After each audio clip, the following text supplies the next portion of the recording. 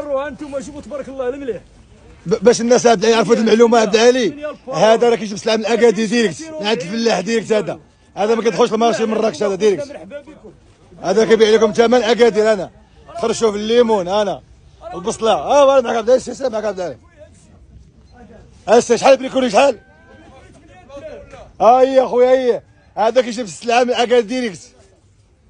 ولا قال شي واحد شي حاجه يخرج في شي فيديو تا هو يقول بحاله في الثمن. يلا بينوا لي انتم. يلا 4 درهم هذه البصله هذه. هذا كيجيب سلعه من اكادير. الكاميرا واقف برا. 3 هاي ما نزيد كل شوف ما كاين الثمن المبين. مرحبا بكم اخوتي.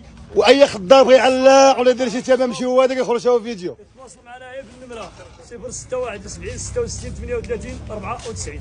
ولا بغى يعرف السوق شوف اللي بغى يعرف السوق يدخل لجوجل يكتب السوق حي حسني يجي ديريكت ان شاء الله السوق ديريكت. مرحبا. انا عبد العالي من الاكادير السوق حي حسني. اخويا الله يدير الخير. يلا غدا ان شاء الله نحط لكم كلشي ان شاء الله. سير عبد العالي.